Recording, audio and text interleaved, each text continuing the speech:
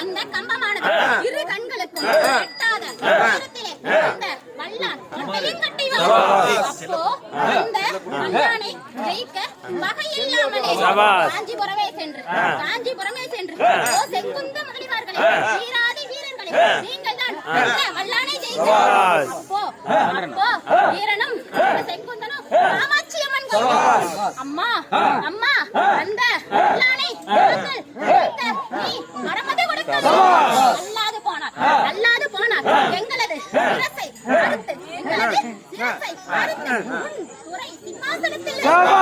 அப்போ காமாட்சி அம்மா அப்போ அந்த காமாட்சி அம்மா பார்த்து அந்த வல்லானை ஜெயிக்க நமக்கு வரமதை கொடுக்க அப்போ வீரனும் வீர செங்குந்தனும் கைதட்டி ஆதட்டி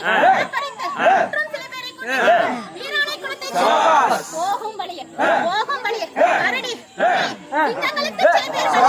பாக்கி 7 பேர் வீரானை குலத்தை அடைந்தார் அந்த குலத்திலே முதலைகள் அதிகமாக இருப்பதைக் கண்டு நம்மில் ஐவரை பிடித்து வெறுக்கென அறுத்து அந்த முதலைகளுக்கு வீசி அந்த ஐவருடைய ரத்தத்தை மணலிலே பிசைந்து அந்த கம்பத்திலே ரத்த பிடித்தத்திலே மேலே சென்று கோட்டை கொந்தளம் முதலிய இடங்களில் வல்லானை தேடி அந்த வல்லான்களுக்கு பால் வைத்து அறுக்கும் சமயம் வல்லானது தேவி அல்லால் ஓடி வந்து அண்ணா எனக்கு மாங்கல்ய பிச்சை நடி பிச்சை தாருங்கள் என கட்டியிட்டு அவள் மீது அன்பு கூர்ந்து அப்போ அல்லால் மீது அன்பு கூர்ந்து அந்த வல்லானை கொல்லாமல்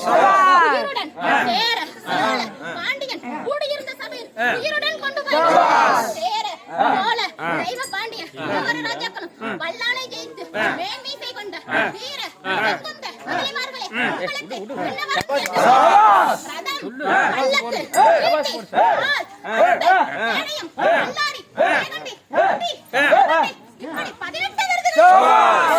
அப்படியே கொடுத்து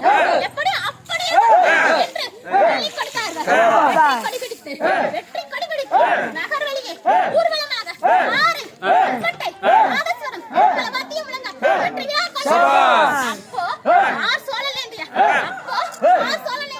மேலான நாட்டில் வீரத்தோடு வாழ்ந்த அழகான செம்பூத்தாம்பழத்தில் கிழக்கு முகமாக கண்டு நீராடும் ஊர் மக்களை எல்லாம்